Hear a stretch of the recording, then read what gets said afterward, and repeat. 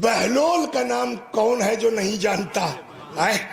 اور ان سے کوئی بھیا جیت نہیں سکتا، بہلول سے کوئی جیت ویت نہیں سکتا۔ ایک بیچارہ ہندوستانی تاجر تھا، سمجھ گئے آپ؟ تو پہلے جو ہے وہ لوگ جاتے تھے تو باقاعدہ گھوڑا کھڑے کرنے کے گاڑی جو ہے وہ اونٹ کھڑے کرنے کی جگہ ہوتی تھی، کھانا پینا سب وہ ہوتا تھا۔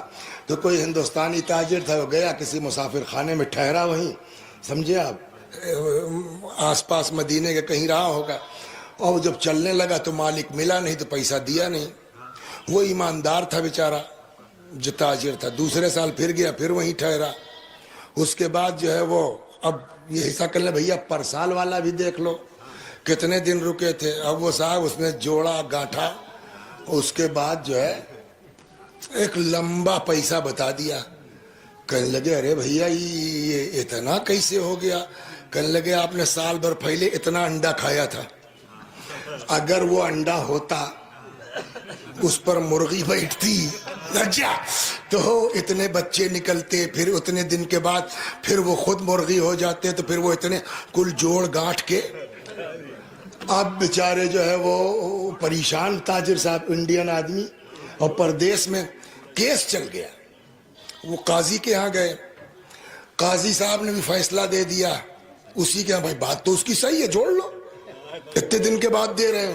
اب یہاں سے منہ لٹکائے بیچارے نکلے، تب تک بہلول مل گئے۔ کہا ہو؟ کہنے صاحب کہنے چلو۔ وہ پھر گھس کے کہنے صاحب ان کو ڈیٹ دیجئے، میں بحث کروں گا۔ صلوات وکیل، میں بحث کروں گا۔ انہوں نے کہا ٹھیک ہے چلو کل آنا۔ کل سب اکٹھا ہو گئے۔ اب وکیل صاحب آ ہی نہیں رہے ہیں، بہلول وکیل صاحب آ ہی نہیں رہے ہیں۔ دیکھیے یہ بھی ایک طریقہ ہے وکالت کا، سمجھے؟ اور آ ہی نہیں رہے، معلوم 11-12 بجے 1 بجے کب پہنچے تو جج صاحب بگڑ گئے، دماغ خراب ہے، عدالت کا وقت برباد کرتے اتنے بجے۔ کہنے لگے صاحب معاف کیجیے گا، اصل میں اس کے ساتھ ساتھ ہمارا مین کام کھیتی کسانی ہے صاحب، تو آج گیہوں بویا جا رہا تھا ہمارے یہاں، اور ایک نئی تحقیق یہ ہے کہ اگر گیہوں ابال کے اسن کے بویا جائے تو اس میں بڑھیا پیداوار ہوتی ہے۔ تو وہی صاحب وہ گیہوں ابلوانے میں ٹائم لگ گیا، نہیں تو ہم پاگل واگل ہو، ابلا ہوا گیہوں کہیں اگتا ہے؟ کہا صاحب جہاں ابلا ہوئے انڈے سے بچہ نکل سکتا ہے۔ صلوات بر محمد۔ تو بہلول سے کوئی جیت ووت نہیں۔ ایک جو دروغہ جی تھے، مار چوراہے پہ پھینک رہے تھے، آج تک ہم کو کسی نے بیوقوف نہیں بنایا۔ تب تک بہلول گزرے، کہنے لے کہا بتائی آج ٹائم ہوئے نہیں ہے، نہیں بنائے تو ایسا دیتے کہ تم جانتے ہو۔ کہلے بنا کر بس جتنا چاہو پھینک لو دروغہ جی، اب مجبوری ہے، آج ہم کو ٹائم ہی نہیں ہے، بہت ضروری کام نہیں، ابھی 1 منٹ میں بنا دیتے، کام کر کے آؤ۔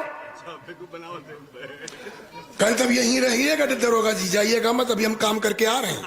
کہا جاؤ میں دیکھتا ہوں کیسے بناتے ہو۔ چلے گئے، اب دروغہ جی 1 گھنٹہ بھوا، 2 گھنٹہ بھوا، تب پبلک نے کہا دروغہ جی جاؤ، بنا کے گیا۔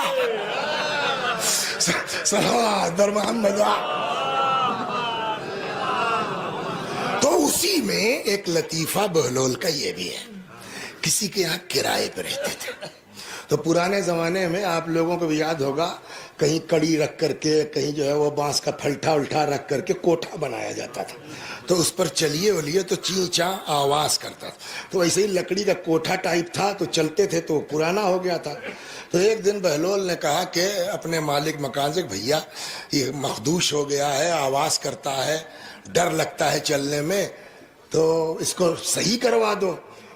وہ لگا مزہ لینے بہلول کا، تو بہلول سے کون جیت سکتا ہے؟